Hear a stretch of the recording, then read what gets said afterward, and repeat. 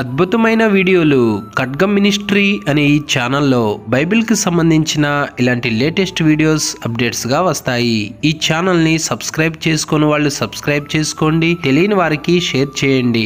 ఇవి Sunday school పిల్లలకును, విశ్వాసులకును, సేవకులకును బైబిల్ని అర్థవంతంగా చదవటానికి, బోధించటానికి కూడా ఎంతగానో సహాయపడతాయి. ఆల్రెడీ ఈ వీడియోలన్నీ ఈ ఛానల్లో రెఫరెన్స్తో సహా వివరంగా ఉన్నాయి. చూడండి, బైబిల్ని అర్థవంతంగా చదవండి. యోహాను సువార్త 14వ అధ్యాయము 18వ వచనం. మిమ్మును అనాథులుగా చాలు. దేవుడు అంటున్నాడు, మనల్ని అనాథగా వదిలిపెట్టను, అనాథలుగా విడవను. అనాథ అంటే ఎవరు లేరు, తనకంటూ అమ్మ గాని నాన్న గాని అన్నదమ్ములు గాని దిక్కు మొక్కు లేనోడు అనాథ. దేవుడు ఇజ్రాయేల్ ప్రజలు తన మాట వినకపోయేసరికి బబులోను రాజైన నెబుకద్నెజరును ప్రేరేపించి వాళ్ళని చెరగా ఆ బబులోను దేశానికి 70 సంవత్సరాలు తీసుకుని వెళ్తాడు. ఆ బబులోను చెరకు వెళ్ళినప్పుడు అందులో దానియేలు అనే భక్తుడు కూడా ఉంటాడు. ఆ దానియేలు ఎలాంటి వాడు అంటే మంచి ప్రార్థనాపరుడు. దానియేలు ప్రార్థన ఎప్పుడు ఆపేవాడు కాదు. ఎలాంటి క్రిటికల్ పరిస్థితి వచ్చినా అతన్ని ప్రార్థన ఆపించే వాళ్ళంటూ లేరు ఆ దినాలలో. అంత విజయ పదవిలో ముందుకు దూసుకొని వెళ్ళిపోతూ ఉంటే ఒకనాడు ఆ రాజుగారు ఏం చేస్తాడు అంటే బబులోను సామ్రాజ్యం అంతటి మీద ప్రధానులను నిలబెడతాడు, 3 ప్రధానులను.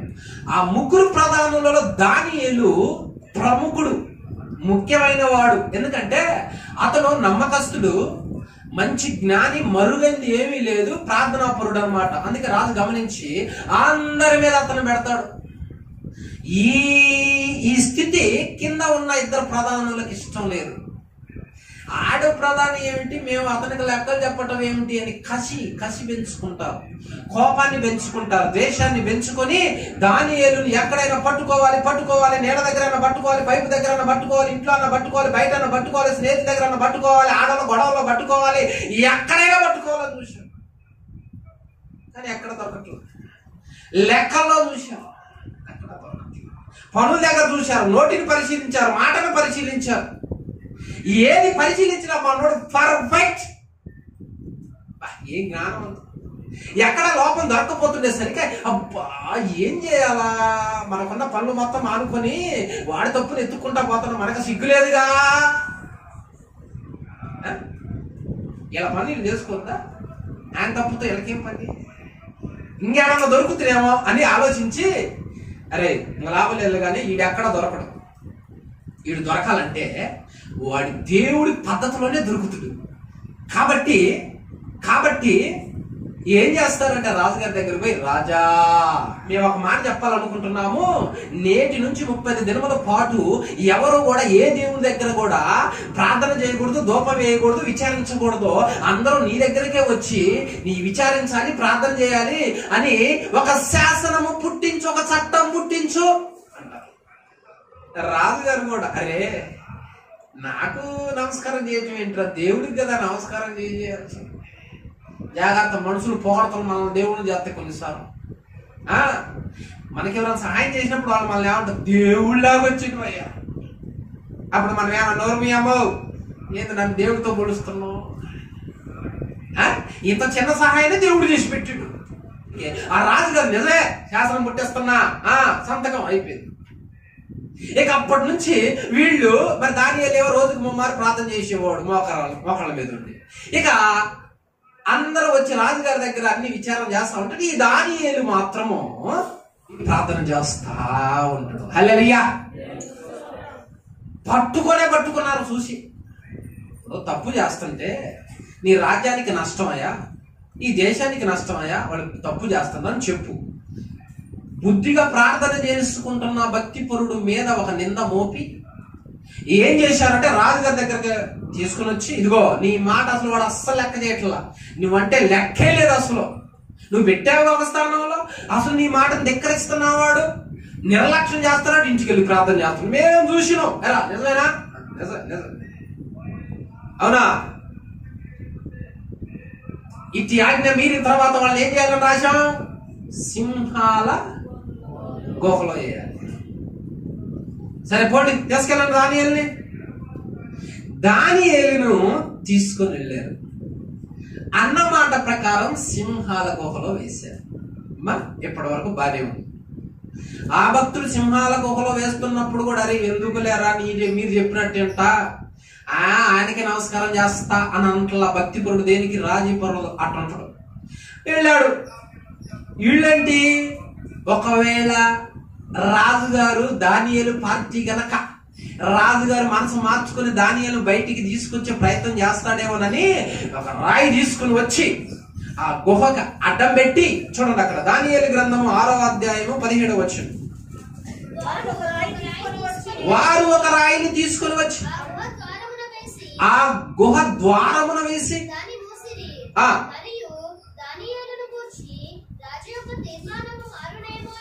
మారునేమో అని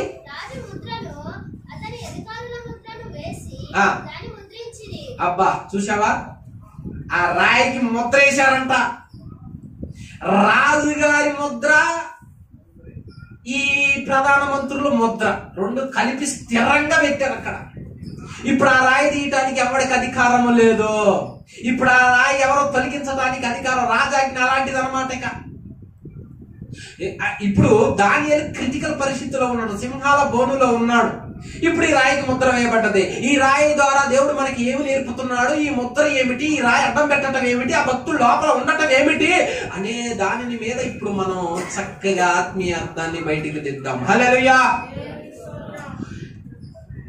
కష్టం ఎవరికి వచ్చింది? ఇప్పుడు భక్తిపరుడికి వచ్చింది.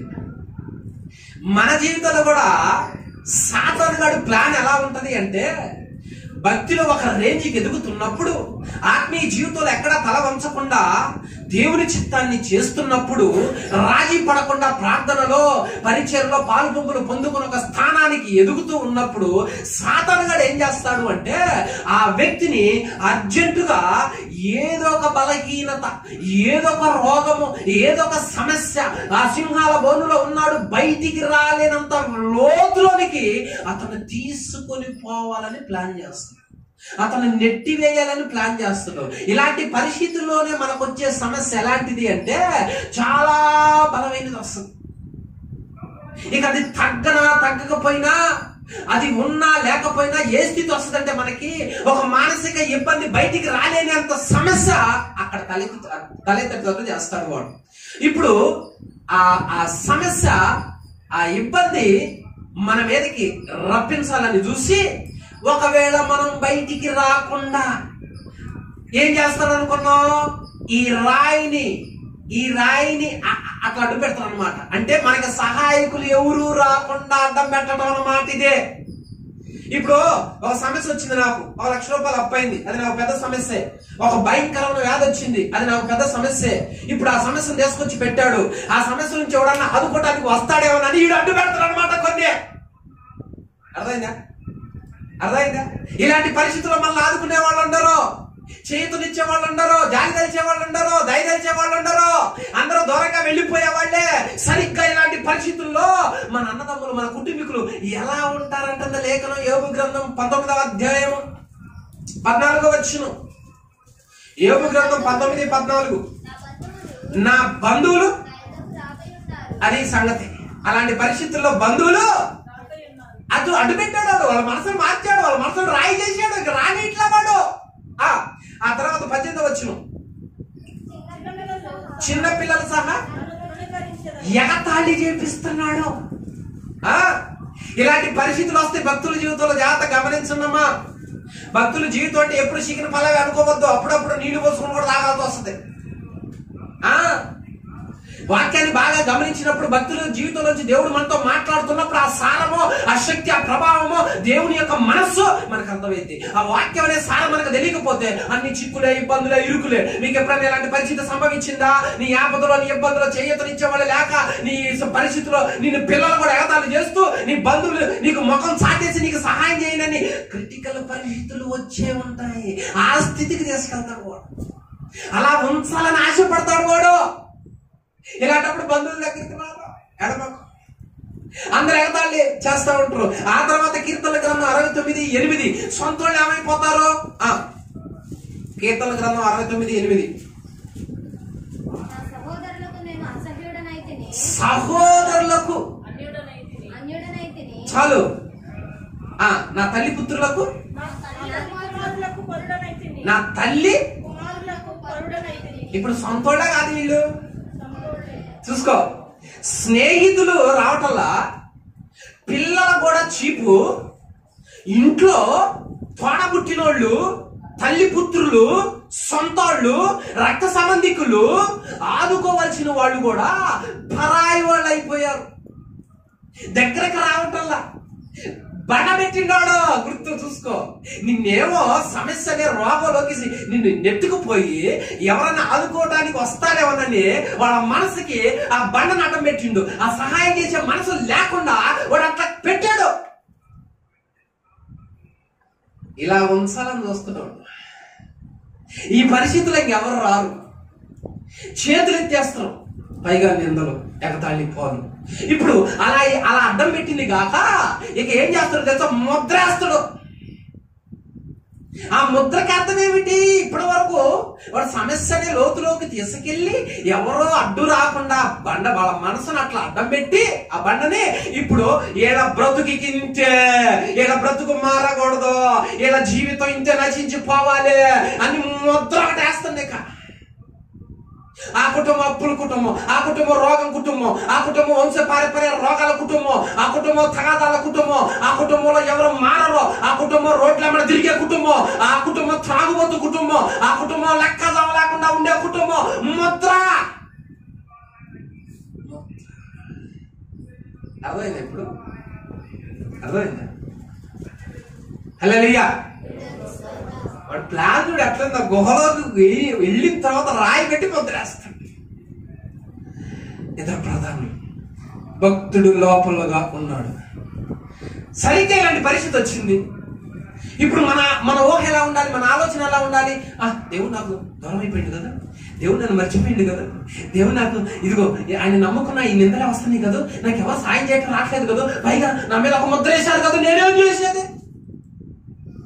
దేవుడే ఉంటే, దేవుడే ఆదుకుంటే నా ప్రార్థన ఏమైపోయింది, నా కన్నీరు ఏమైపోయింది, నా ఉపవాసం ఏమైపోయింది, నా ప్రయాసం ఏమైపోయింది, పరిచర్య ఏమైపోయింది అని దేవుని నిందించడం, అవమానించే పని పెట్టుకోకూడదు. మూల వాక్యం చెప్పే కదా, మిమ్మను అనాథలుగా విడువను. అది అర్థం చేసుకోవాలి ముందు. ఎవరు లేరు ఇప్పుడు దానియేలుకి, ఒక్కడే ఉన్నాడు, బిక్కుమంటున్నాడు. మృగాల మధ్య చేసేశారు. ఇప్పుడు దేవుడు చూస్తా ఉన్నాడు. బయట ఏం జరుగుతుంది? బండ పెట్టారు, ముద్ర వేశారు. ఈ క్రిటికల్ పరిస్థితులు అతను ఉన్నాడు. నువ్వున్నావేమో ఈ దినాలలో, ఈ రోజుల్లో ఇలా అంటున్నారేమో. ఈ భయంకరమైన సమస్య నుంచి బయటికి రానంత విధంగా నీకు చేయతనిచ్చే వల్ల కూడా వాడు అడ్డు బండే సాపుతున్నాడు. ఒక ముద్ర వేశాడు. ఇదంతా చూస్తున్నాడు దేవుడు, ఇదంతా గమనిస్తున్నాడు దేవుడు. ఇదంతా ఆయన కను దృష్టి నుంచి తప్పిపోవటం లేదు. అన్ని చూస్తున్నాడు. మనము కూడా దేవుని వాక్యం అర్థం చేసుకున్న వాళ్ళమైతే సరిగ్గా ఇలాంటి పరిస్థితులు ఒక్క లేఖనం మనకు గుర్తు రావాలి. ఏమిటది? కీర్తనల గ్రంథం 94:14. కీర్తనల గ్రంథం 94:14. యెహోవా తన ప్రజలను ఎడబాపువాడు కాడు. హల్లెలూయా. ఇప్పుడు దానియేలు ఏ స్థితిలో ఉన్నాడు? ప్రాణాపాయ స్థితిలో ఉన్నాడు. దేవుడు ఏమంటున్నాడు? నేను అందరూ దూరం అయిపోతే నేను కూడా అయిపోతాను అనుకున్నావా? అందరూ పట్టించుకోకపోతే నేను కూడా పట్టించుకోకుండా ఉంటానా? నీ తల్లి పుత్రులు రాకపోతే, నీ బంధువులు రాకపోతే, నీ వాళ్ళు ఎవరు రాకపోతే, ఇదిగో నీ సహోదరులు, నీ స్నేహితులు ఎగతాళి చేస్తూ ఉంటే, ఈ పిల్లల్ని నేను అవమానపరుస్తూ ఉంటుంటే నేను కూడా అలాగే ఉంటాను అనుకున్నావా? నా మనసు కూడా అలాగే ఉంటుంది అనుకున్నావా? నేను నిన్ను ఎడబాస్తాను అనుకున్నావా? నేను అలా దూరం అయిపోయేవాడిని కాదు. ఆ సమయంలో నేను నీకు దగ్గరగా ఉండేవాడిని. ఎవరు దూరమైనా, ఎవరు ఆదుకోకపోయినా, నా కుమారుడా నేనున్నా నీకు. నీ ఆపద కాలంలో, నీ అనారోగ్యంలో నీకెవరు తోడు లేరు కదా, నేను కూడా తోడు లేకుండా లేకుండా అంట అనుకోవద్దు. అలాగైతే నేను జాలి కలిగిన వాడిని, ప్రేమ కలిగిన వాడిని కాదు. ఈ సమయంలో నా ప్రేమ చూపిస్తా, నా జాలి చూపిస్తా, నా దయ చూపిస్తా, నిన్ను అనాథలుగా వదిలిపెట్టాను, నీకు తోడైంది. ఆ రాయిని తొలగించి, ఆ ముద్రను తీసివేసి, ఆ స్థితి నుంచి నిన్ను బయటికి తీసుకొని వస్తా. అది దేవుడు తోడుగా ఉండటం అంటే. హల్లెలూయా. రాజుగారికి నిద్ర పట్టని ఇట్లా దేవుడు నువ్వు పోవాలి. ఇప్పుడు నువ్వు పోవాలా, వాడికి పోవాలి. దానియేలు జీవం కలిగిన దేవుడు, నీ దేవుడు నిన్ను రక్షింపగలిగినా లోపల నుంచి రాజు చిరంజీవి అగునుగాక వస్తున్న స్వరం. వామ్మో, ఈడు బతికిండ్రా నాయన, ఈడు చచ్చిపోలేదురా నాయన అనగా రాజు అత్యానంద భరితుడై అర్జెంటుగా ముద్రది, ఆ రాయిది బయటికి రావాలి. అనాథలుగా వదిలిపెట్టిందా, అనాథగా ఉంచిందా, దిక్కులేనా ఉంచిందా? అందుకు బంధువుడు రాలా, కుటుంబీకులు రాలా, ఎవరో రాలా విడిపించటానికి. మన జీవితంలో దేవుడు మనల్ని విడిపించటానికి రాకపోతే ఎవడో రాడు. సాతాను అడ్డుగొండ పెట్టిన భయపడొద్దు, సాతాను ముద్ర వేసిన భయపడొద్దు. జీవం కలిగిన దేవుని సేవించు, నమ్మకంగా భక్తిని కొనసాగించు, నీ భక్తిలో వెనుదరగవద్దు. నాకు దేవుడు తోడన్నాడని నమ్ము. ఖచ్చితంగా నీ రోగము నుంచి, నీ క్రిటికల్ పరిస్థితుల నుంచి, ఆ లోతులో నుంచి, ఆ మృగాల నుంచి నిన్ను బయటికి తీసుకొని వచ్చి ఒక తలలాగా దేవుడు పెడతాడు. హల్లెలూయా. కాబట్టి నువ్వు దేని గురించి భయపడవద్దు. నీకు దేవుడు తోడున్నాడు, నిన్ను అనాథగా వదిలిపెట్టడు. ఇక్కడున్న మనందరికి దేవుడు తోడుగా ఉన్నాడు. మీకున్న సమస్యలోంచి మిమ్మల్ని బయటికి రప్పించబోతున్నాడు. ఇది మొదటి ముద్ర. తర్వాత రెండవది, యేసుక్రీస్తు వారు 33.5 సంవత్సరాలు ఈ లోకంలో జీవించి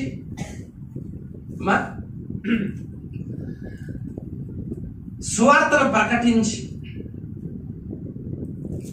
ఒకరోజు పట్టబడతాడు. ఆయన పట్టుకుంటారు, తీర్పు అయిపోద్ది, అన్యాయపు తీర్పు అయిపోద్ది. దోషి అంటారు, దోషి కాడు, దోషి అనేటట్లు చేసి ఆయన్ని సిలువ వేసి, సిలువ అయిపోయిన తర్వాత ఒక సమాధిలో పెట్టడం జరుగుద్ది. సమాధిలో పెట్టిన తరువాత ఇలా డౌట్ ఏంటనుకున్నావు? ఆ రోజుల్లో ప్రధాన యాజకులను సద్దుకైలు, చూడండి, ప్రధాన యాజకులు పరిసయ్యులు వాళ్ళు ఏమంటున్నారు? ఆయన దగ్గరకు వచ్చి మత్తయి సువార్త 27వ అధ్యాయం 65వ వచనం. మత్తయి సువార్త 27:64 చూడు. కాబట్టి ఇలా డౌట్ ఏంటంట? పైన చదువు. ఏమంటున్నారు చూడు, ఆయన పిల్లల దగ్గరకు వచ్చి, అయ్యా వంచకుడు సజీవుడై ఉన్నప్పుడు 3 దినములైన తర్వాత, చూసావా, 3 దినాలైన తర్వాత లెగుస్తానని చెప్పాడు. కాబట్టి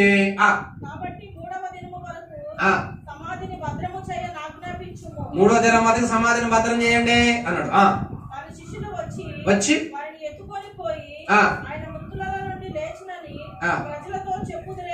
ఇలా భయం అది. వాళ్ళ శిష్యులు వచ్చి సమాధిలో ఉన్న శవాన్ని ఎత్తుకొని పోయి ఆయన పునరుద్ధారుడు అయినని చెబుతారు. అప్పుడు మొదటి వంచన కంటే చివరి వంచన మరీ ఘోరంగా ఉంటది అంటున్నారు వాళ్ళు. అంటే ఆయన పునరుద్ధానుడయ్యాడు అన్న సాక్ష్యం బయటికి రాకూడదంట వీళ్ళ దృష్టిలో. అందుకనే ఏమంటున్నారు తర్వాత? ఉన్నారుగా, మట్టుకు మీకు చేతనైన తోటి సమాధిని భద్రం చేసుకోకపోతే ఏం చేసుకుంటారో అన్నాడు. వారు వెళ్ళి కావలి వారిని ఉంచుకొని రాతికి ముద్ర వేసి అది సంగతి. వీళ్ళు ఎవరయ్యా అంటే ప్రధాన యాజకులను పరిసయ్యులు. వీళ్ళిద్దరు ఇందాకిద్దరు.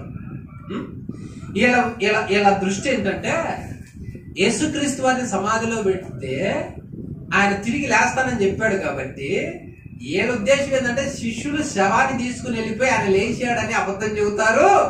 అది కూడా బయటికి రాకూడదు. అది కనుక బయటకు వచ్చిందంటే జనం అందరూ నమ్మి ఆయన ఏమంటే పోతారు. కాబట్టి ఆ శవం ఎవరు తీసుకుని పోకుండా రాయి భద్రం చేయడానికి అనుమతి ఇవ్వమన్నారు. చేసుకోకపోండి అన్నాడు. పెద్ద రాయి ఒకటి తెచ్చి ఆ రాయికి గట్టిగా అట్లా ముద్రేస్తారు. ఇంకెవడు ఓపెన్ చేయకూడదు. ఎవరు కూడా దాన్ని తొలపకూడదు, నెట్టకూడదు, తీయకూడదు వాళ్ళ దృష్టిలో. ఇప్పుడు యేసయ్య లోపల ఉన్నాడు, బండ అడ్డం ఉంది, దానికి ముద్ర వేశారు. ఇప్పుడు దీనికి మనం ఏం సాదృశ్యంగా తీసుకోవాలి? ఆత్మీయార్థం దీనికి ఏమని తీసుకోవాలి? నీవు నేను యేసయ్యను నమ్మాం. బాప్తిజం అంటే చచ్చిపోవటం. పాపపు పురుషుడు చచ్చిపోయాడు, పాత రవి చచ్చిపోయాడు. బాప్తిజం తీసుకున్నాము అంటే అర్థం ఏంటి అనగా చనిపోయాము. పాప పురుషుడు, పాత స్వభావం కలిగిన వ్యక్తి చచ్చిపోయాడు. ఇప్పుడు లెగిసేది ఎవరో? దేవుని కుమారుడు, నూతన వ్యక్తి లెగుస్తాడు. అలాగనే ఇప్పుడు యేసుక్రీస్తు వారు మన పాప నిమిత్తం చనిపోయాడు. ఇప్పుడు ఆయన లెగిస్తే వండర్ఫుల్ సాక్ష్యం బయటకు వస్తుంది, పునరుద్ధానపు సాక్ష్యం.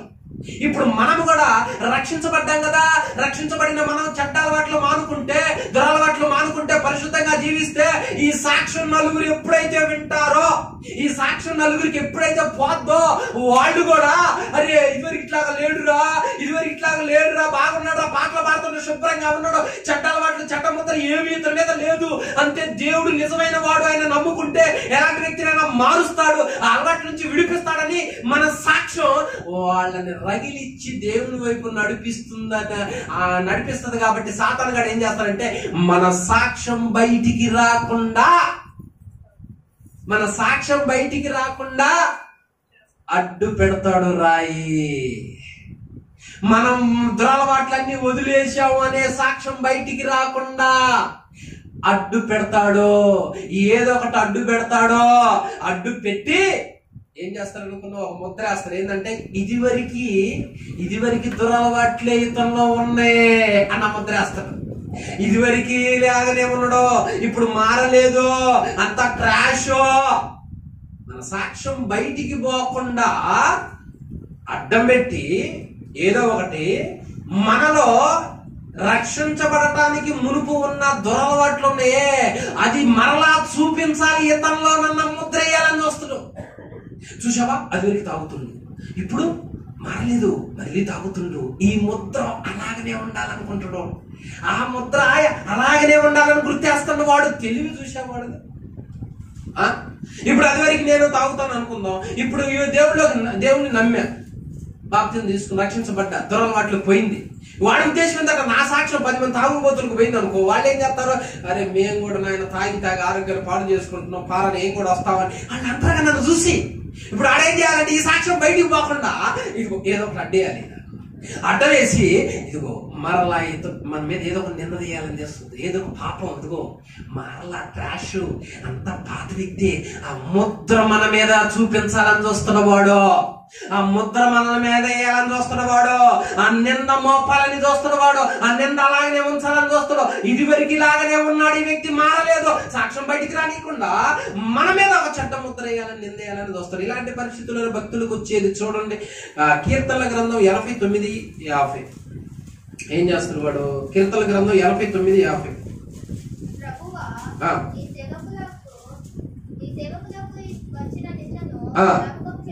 ప్రభువా నీ సేవకులకు వచ్చిన ఆ ముద్ర, నింద, సాక్ష్యం బయటికి పోవటానికి, బయటికి పోకుండా ఉండటానికి ఒకటి అడ్డు పెట్టి ఇప్పుడు ఏం చేస్తానంటే నింద, ఇదిగో చూసావా అది చేస్తాను, ఇదిగో చూసావా ఇది చేస్తాను, ఇదిగో చూసావా అలాగే వెళ్ళిపోతున్నాడు, నీ మాట వింటలేదు, ఇదిగో ప్రార్థన చేయట్లేదు, ఏదో ఒకటి నింద మోపాలి ఇప్పుడు మన మీద, ఏదో ఒకటి ముద్ర చూపించాలి ఇప్పుడు మన మీద. అప్పుడు మన సాక్ష్యం మంచిగా పోదు, చెడ్డగా పోద్దే. ఇప్పుడు ఆ సాక్ష్యం పోకుండా అడ్డుబండ పెడుతున్నాడు, మన మీద ఏమో ఇదిగో ఒక నింద మోపుతా ఉన్నాడు. ఇప్పుడు పరిస్థితి ఏంటి? మంచి సాక్ష్యం పోతే నలుగురు వస్తారుగా, మరి మంచి సాక్ష్యం పోకపోతే ఏమైంది? చెడ్డ సాక్ష్యం పోతే దేవుణ్ణి అవమానిస్తారు, దేవుణ్ణి నిందిస్తారు. ఈయన మారాడన్నారు, ఏమ్మా ఏం మారాడు, అది అదే ముద్ర కనపడుతుంది, అదే వెళతాడు, ఇదివరకు ఇప్పుడు అదే వెళుతున్నాడు, ఏ మాత్రం మార్పు లేదు, మాటల్లో, చూపుల్లో, క్రియల్లో, పద్ధతుల్లో ఎక్కడా మార్పు లేదు ఈ వ్యక్తికి. కాబట్టి ఈ వ్యక్తి ఇదిగో ఇలాంటి ముద్ర కలిగిన వాడు అని అదే చూపించాలని చూస్తుంది. క్రీస్తు రక్తంలో కడగబడిన తర్వాత పాత స్వభావం గతించాలి, పాత అలవాట్లు గతించాలి. అవి లేకపోతే మనల్ని ఏమంటారు? లోకం ఏమంటది? సాతానుగాడు నూతన సాక్ష్యం బయటికి రానియకుండా చూడాలని చూస్తాడు. ఇప్పుడు యేసయ్య కూడా అంతే. ఆయన చనిపోయి తిరిగి లెగిస్తేనే విలువ, లేకపోతే 33.5 సంవత్సరాలు భూమి మీద జీవించింది కూడా వేస్టే. అందుకని రాయికి ముద్రేస్తున్నాడో సమాధిని భద్రపరుస్తాడు. ఎవరు తీయకూడదు, సాక్ష్యం బయటికి రాకుండా చేయాలి. ఇలాంటి పరిస్థితుల్లోనే నింద, లేవలేదు చూసావా, లేవలేదు అంటే మారలేదు, సాక్ష్యం బయటికి రాకుండా ఉండటానికి. అలాగనే ఉన్నాడు ఏదైతే చూపించడానికి. ఇప్పుడు మన బ్రతికేంటి, మన పరిస్థితి ఏంటి? ఇప్పుడు సాతాను గడికి వచ్చేది ఏంటంటే, కొంతమంది మారట్లేదు, కొంతమంది ఏమో ఏలెత్తి చూపిస్తా ఉన్నారు. ఇతను మారలేదు, అంతా ట్రాష్. యేసు నిజమైన శక్తిమంతుడైతే అతను మార్చుకునేవాడేగా, అప్పుడు ఇప్పుడు ఇదేగా. చాలా మంది జీవితాల్లో ఇలా ఉంటుంది. చాలా మంది జీవితాలు ఇదే ఉండే. ఎంతకాలం ఇలాంటి భక్తి చేద్దాం చెప్పు? సాతానికి చులకనైపోయి పాత ముద్రైనా మన మీద ఉండేది ఎప్పుడు కూడా. ఏం మారినవమ్మా, ఏం మారినవయ్యా, అదేగా నీ బ్రతుకు, అదేగా నీ జీవితం, అలాగనే ఉన్నావు కదా, ఎన్ని సంవత్సరాలు మారుతా, పోయినట్టే ఉన్నావు. నీ జీవితంలో మార్పు మరి ఎందుకు నువ్వు భక్తి చేస్తున్నావు అని మన జీవితంలో మనకంటే ఒక సాక్ష్యం లేకుండా బయటికి రాకుండా పాత ముద్రే వేసేటట్టు చేస్తున్నావు. ఆ ప్లాన్ అట్టుంటది వాటిది. మరి ఇలాంటి పరిస్థితుల్లో దేవుడు ఏం చూడాలని ఇష్టపడతాడో చూడండి. దేవుడు ఏం చేస్తాడు ఇప్పుడు? దేవుడు 2వ సమూయేలు గ్రంథము 22:25.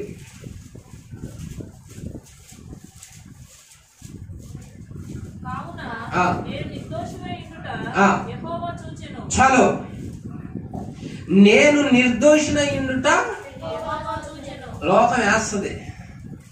సాతానుగాడు చెడు నిందేసి లోకానికి మనల్ని అదే స్థితిలో చూపించాలని చూస్తాడు.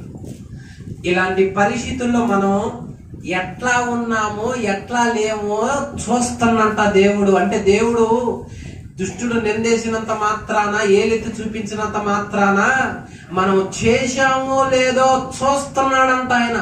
ఆయన చూసి నిర్ణయం తీసుకుంటాడు. ఆయన చూసి అప్పుడు తన యొక్క నిర్ణయాన్ని మార్చుకుంటాడు. నిర్దోషత్వం కనపడాలి, సాక్ష్యం బయటికి రాకుండా చట్టముద్ర వేయాలని చూస్తుండు. ఈ పరిస్థితుల్లోనే మనల్ని ఏదో ఒక దానిలో ఇరికియాలని చూస్తాడు వాడు, ఏదో ఒక దానిలో మనకు అంటియాలని చూస్తాడు. తెలివిగా మసులుకోవాలి, తెలివిగా తప్పించుకోవాలి, తెలివిగా జాగ్రత్తగా ఉండాలి, మన సాక్ష్యాన్ని కాపాడుకోవాలి. అర్థమైందా? రెండో మెట్టు ఏంటి? మన సాక్ష్యం బయటికి పోకూడదు. పోకుండా అంటే ఏదో ఒకటి మన మీద గొడగాల్చి మీదయ్యారు. మీదేసిన తర్వాత కాలిపోతున్నాడు, కదుగొద్దు. చూసావా? ఇంకేం సాక్ష్యం వస్తుంది మనకి? గొడగాలిన సాక్ష్యం వస్తుంది. మంచి సాక్ష్యం బయటికి రాకుండా బండ అడ్డు పెట్టడం, పాపపు సాక్ష్యానికి ముద్ర వేయటం. మరి ఇలాంటి పరిస్థితుల్లో మన నిర్దోషత్వాన్ని మనం నిరూపించుకోవాలి. ఎన్ని సందర్భాలలో వెళ్ళిపోయిన పాపాన్ని మన ముందుకు తీసుకుని వచ్చేది అందుకే. వదిలేసి మొత్తం మన ముందుకు తీసుకొచ్చి అనుభవించు, చెయ్యి అని ప్రేరేపించి ప్రోత్సహించేది ఎందుకే? మరలా ముద్ర వేయడానికే. మంచి సాక్ష్యం బాగుండా ఉండడానికి అదివరకు సార్ల మందిరానికి వచ్చి పరిచయం చేసి ప్రార్థన చేసి ఒక రేంజ్ లో ఒక స్థితిలో ఉన్నావు, ఒక గొప్ప అభిషేకాన్ని పొందుకున్నావు. ఇప్పుడు వాడికి నీ ద్వారా అందరు మారుతున్నారు, ఎంతో మందికి దేవుని కృప అందుతుంది, వాళ్ళు కూడా దేవుని వైపు తిరుగుతున్నారు.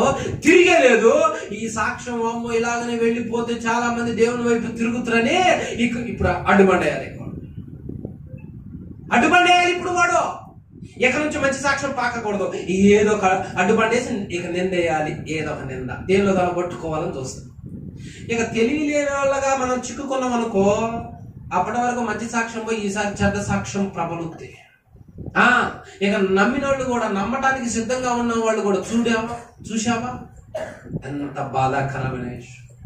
వాడి ఆలోచనలో వాడి యొక్క మర్మాలు దేవుని వాక్యం కత్తితో ఇట్లా గుచ్చిది, ఇట్లా లేపుద్ది.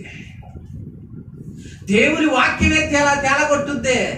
కనుక ఇలాంటి పరిస్థితుల్లో 100 మంది 100 నిందలు వేసినా దేవుని దృష్టిలో మనం నిర్దోషులముగానే ఉండాలి. దేవుని దృష్టిలో మనం పవిత్రులుగానే, పరిశుద్ధంగానే, పరిశుద్ధతను కాపాడుకుంటూ ఉండాలి. అప్పుడు సాతానుగాడు ఎన్ని నిందలేసినా లోకం ఏలెత్తి చూపించినా ముద్రేసినా దాన్ని దేవుడు ఏం చేస్తాడు? పారనీయడు. హల్లెలూయా. ఇలా చేశారు వాళ్ళు. తర్వాత దేవదూత వచ్చి సమాధి మీద ఉన్న రాయినంట ఏం చేశాడు? ఆ ముద్రని, పెద్ద రాయిని అక్కడ పక్కకు నెట్టేసి దాని మీద కూర్చున్నాడంట. హల్లెలూయా. అంటే క్రీస్తు సాక్ష్యం నిజమైందా అబద్ధమైందా? ఆయన నిర్దోషి. నా ఎందుకు పాపం ఏమైనా ఉంటే చెప్పండి అన్నాడు. నా ఎందుకు పాపం ఉన్నదాన్ని స్థాపిస్తారా అని సవాల్ విసిరాడు. కనుక నేను నీతిమంతుణ్ణి అడ్డుకోవటం, ఆపటం సాతాను తరం కాదు. నీ భక్తులు అలాగనే ముందుకు వెళ్ళు. మంచి సాక్ష్యం వెళ్ళాలి. బాగా పాడుతున్నారు, బాగా ప్రార్థన చేస్తున్నారు, సువార్త ప్రకటిస్తున్నారు, పరిచయంలో వాడబడుతున్నారు. Very good. వీళ్ళని చూసి మా పిల్లలకు నేర్పిస్తున్నాం, వీళ్ళని చూసి మేము నేర్చుకుంటున్నాం, వీళ్ళని చూసి మేము రగులుతున్నాం. అదే మంచి సాక్ష్యం. ఈడేం చేస్తారంటే చెడ్డ కళ్ళతో ఆ సాక్ష్యానికి అడ్డుబండ వేసి ఇప్పుడు నిన్న మోపి ముద్రయ్యాలా, చూసావా అనుకుంటా. అలాంటి అవకాశం మనం ఇవ్వకుండా ఉండాలి. అప్పుడు దేవుడు ఏం చేస్తారంటే మన మీదకి వచ్చిన అడ్డుబండలకు కాస్త చూసి ఏంది, నా బిడ్డ నిర్దోషి అయితే నువ్వేంది ఏదో చేయాలని చూస్తున్నావు, ఏదో ముద్ర వేయాలని చూస్తున్నావు, ఏదో అడ్డు పెట్టాలని చూస్తున్నావు, తీసేయ్ అంటాడు. అక్కడ దేవదూత సింహాల నోళ్లను మూపించింది, ఇక్కడ దేవదూత సమాధి మీద ఉన్న రాయిని అలా తొలిపించింది. హల్లెలూయా. ఇప్పుడు రెండింటి దగ్గర దుష్టులు ఆలోచన సాగినయా పని చేయవు. సమాధిలో ఉన్న క్రీస్తు దిక్కుముక్కు లేనులాగా లేవకుండా లేడో. 3వ దినమున రాయి తీయబడ్డది. సాక్ష్యం బయటికి రానే వచ్చిందే. ఈ సాక్ష్యం, మీ పిల్లల సాక్ష్యం, పాకాల దేశాలు, రాష్ట్రాలు, ప్రాంతాలు పాకాల. ఒక సాక్ష్యం ఇంకొక వ్యక్తిని దేవుని వైపు రగిలించేటట్టు ఉండాలి.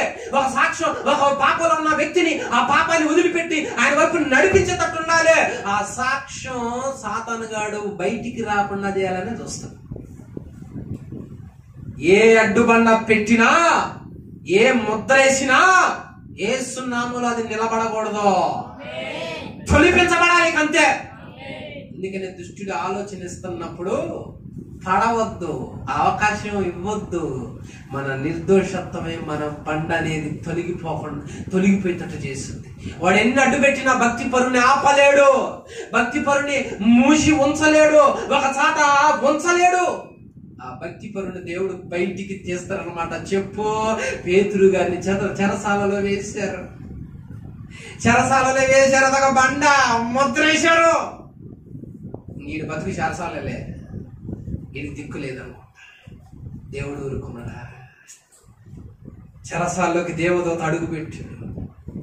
మన సినిమాలో గ్రాఫిక్స్ చూస్తాం, వాటంతటా అయ్యే తెగిపోవటం, వాటంతటా అదే ఊడిపోవటం. దేవదూత ఆడికి వచ్చి ఆడికి రాగానే సంఖ్యలు అయ్యే ఊడిపడ్డాయంట. అప్పుడు గ్రాఫిక్స్ మనకు కనపడదు. ఇప్పుడు ఏ మాయ, అది తడగొడితే రైలు పోతుంది. అది మన కంటికి ఇది బాగా. మరి ఆయన చెరసాల్లో అడుగు పెట్టగానే పేతురు గారి సంఖ్యలు ఓరగట్ట ఊడిపడ్డాయి. పేతురు గారిని బయటికి తీస్తుంటే ఉన్న తలుపు అంట దాని అంతటా కదే. మరి ఇది గ్రాఫిక్స్ కదా, అపోస్తుల కార్యం. దీన్ని ఏమంటారు మరి? ఎందుకు మన కంటికి కనపడవు? అపోస్తుల కార్యంలో 12వ అధ్యాయము 5 7వ వచనం.